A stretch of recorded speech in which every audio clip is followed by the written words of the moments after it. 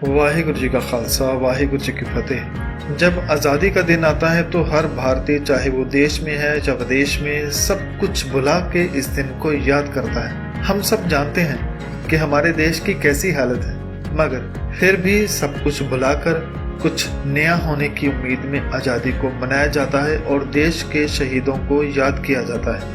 मगर सिखों के लिए सबसे बड़ी हैरानी वाली बात तो यह है कि आज़ादी वाले दिन गांधी को याद किया जाता है, नेहरू को याद किया जाता है, मगर सिखों को क्यों भूल जाते हैं? ज्यादा से ज्यादा आपको सरदार भगत सिंह याद रहता है और बाकी हजारों सिखों को भारत के लोग भूल जाते हैं जिन्होंने बेशुमार कुर्बानियां इस देश के लिए दी।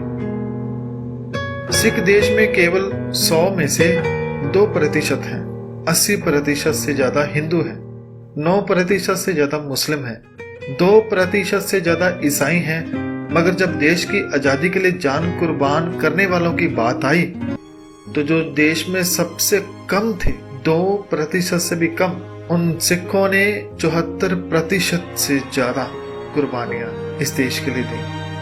आप लोग आजादी मना रहे हैं, मगर आपको तो ये भी पता नहीं होगा कि आजादी के वक्त 121 लोगों को फांसी हुई, जिसमें 93 लोग सिख थे।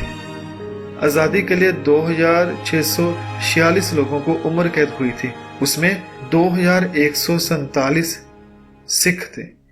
जलियांवाले बाग में शहीद हुए 1300 लोगों में से 800 सिख थे। बजबज घाट का साका, इसका तो आपने नाम भी नहीं सुना होगा कि ये क्या है, मगर इस बजबज घाट के साके में 113 लोगों को अंग्रेजों ने गोलियों से उड़ा दिया, उसमें 67 सिख थे। कुका लहर का भी शायद ही आपको पता हो, क्योंकि आपको गांधी का पता है, क्योंकि उसको टीवी पर ज्यादा दिखाया जाता है। लोग कहते हैं कि अंग्रेजों द्वारा बनाए कपड़े, उनकी नौकरियों का जो बाइकाट था वो गांधी ने किया था, मगर 1869 में बाबा राम सिंह नामधारी ने गांधी से कई साल पहले ये लहर चलाई थी, जिसमें उन्होंने अंग्रेजों के कपड़े, नौकरी, सफर आदि का भी बाइकाट किया। और इसके चलते जितने भी उस वक्त इस लहर में शामिल थे, उन्हें अंग्रेजों ने तोपों से बांधकर उड़ा दिया था और उनकी गिनती 66 थी और 12 साथियों को बर्मा जेल में भेज दिया था। अगर और बात करें सिखों के बारे में तो एक लहर थी अकाली लहर, जो 1922 से शुरू हुई। आपको शायद इसके बारे में पता ना होगा। इस लहर में 500 सिख थे जिन्हें शहीद कर दिया गया। उनकी ये लहर अंग्रेजों से गुरुद्वारा साहब को आजाद करवाने से शुरू हुई।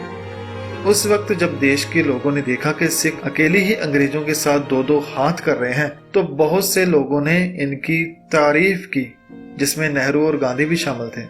नेहरू तो कहता है कि मैं प्रणाम करता हूं अकालियों को, जिन्होंने देश की आजादी के लिए आंदोलन आरंभ किया है और आजादी के लिए लड़ रहे हैं। पंडित मदन मोहन भी कहते हैं कि गुरु का बाग में से देश की स्वतंत्रता की लहर उठी है और अब इसी ने ही देश को स्वतंत्र कराना है।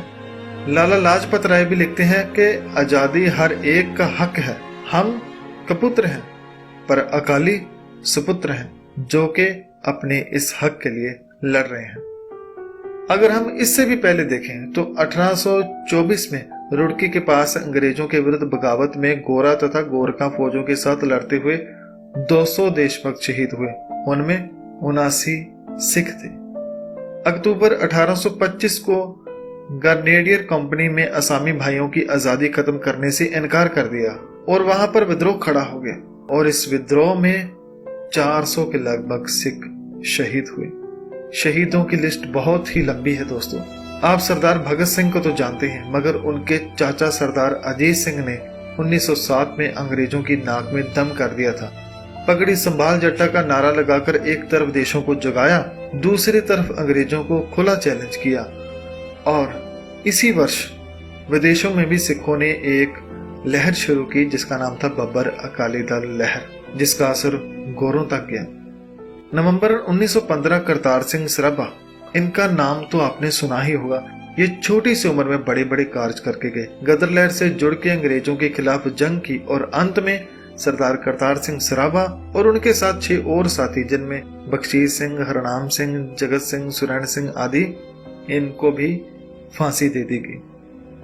इसके अलावा और भी सरदार उधम सिंह जी के जैसे बहुत से लोग सिख पंजाब के थे। ये उनमें से कुछ नाम है जो सरकार ने अपनी तरफ से जारी की, मगर कभी इन्हें याद नहीं किया जाता। इतना ज्यादा आजादी में हिस्सा पाने के बाद सिखों को जो सम्मान मिलना चाहिए था वो भी नहीं मिला। और तो और जब आजादी के दिन नजदीक आए तो इन्होंने पंजाब को ही बांट कर रख दिया, इसके ही 2 टुकड़े कर दिए। उस दिन और आज सारा देश आजादी की खुशी मनाता है कि हमें आजादी मिली, मगर पंजाब खून की आंसू रोता है क्योंकि उस दिन पंजाब के 2 टुकड़े कर दिए गए। पंजाब के 1,30,00,000 से ज्यादा लोगों को अपने घर छोड़ने पड़े। तकरीबन 5 लाख से ज्यादा लोग या तो दंगों में मारे गए या आने जाने में मारे गए। और तो और 50,000 औरतों का अभी तक पता नहीं चला जिन्हें देश की आजादी अगवा करके ले गई।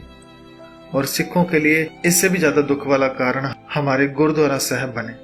200 से ज्यादा गुरुद्वारा साहब अभी भी पाकिस्तान में हैं। और जो सिख फिर भारत में आए उन्हें भी दर दर की ठोकरें खानी पड़ी, क्योंकि जो लोग पाकिस्तान वाले पंजाब से इस तरफ आए उन सारे सिखों के साथ लोगों ने बुरा व्यवहार करना शुरू कर दिया। उन्हें जराइम पेशा कहा जाने लगा।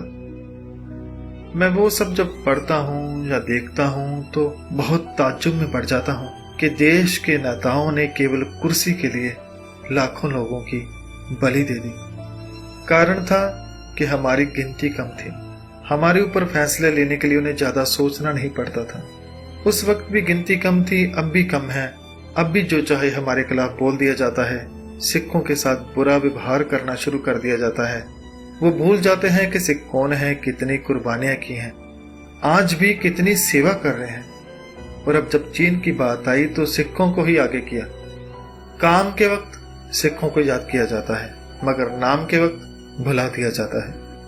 दोस्तों, आप सोच रहे होंगे कि मेरी स्पीच नफरत वाली है। नहीं, ये नफरत नहीं, हमें नफरत करना गुरु ने सिखाया ही नहीं है। हम तो इंसाफ की बात करते हैं जो हमें कभी नहीं मिला।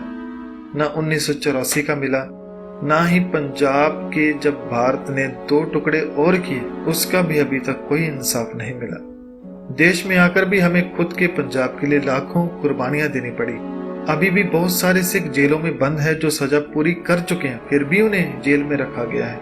हमें तो अभी तक उसका इंसाफ भी नहीं मिल रहा। ये तो शुक्र है कि हमारे पास श्री गुरु ग्रंथ साहब जी हैं जो हमें गले से लगा कर रखते हैं, नहीं तो इतने जख्म सहने के बाद कोई जी ही कैसे सकता है। गुरु हमें हर वक्त शक्ति देते हैं और हमें कहते हैं कि बुरे का भी भला करो। हम फिर भी आप सबकी सेवा में लगे रहते हैं। यही तो गुरु ने हमें सिखाया है, रब का नाम जपना, मेहनत की कमाई करना और बांट कर खाना। हमने हमेशा प्यार ही बांटा है, हमेशा दूसरों की रक्षा ही की है। बदले में हम इनाम भी नहीं मांगते, मगर हमारे साथ बुरा व्यवहार ना हो, सिर्फ इतना ही चाहते हैं। खैर, वीडियो काफी लंबी हो गई है, इसलिए मैं आप सबसे विदा चाहता हूँ। और जो आज़ादी मना रहे हैं उन्हें आज़ादी मुबारक हो। वाहिगुरु कृपा करे, हमें सच और हक की राह पर हमेशा चलाई रखे, हमारे हौसले को सदा बुलंद रखे। नानक नाम चढ़दी कला, तेरे भाने सरबत दा भला। वाहिगुरु जी का खालसा, वाहिगुरु जी की फतेह।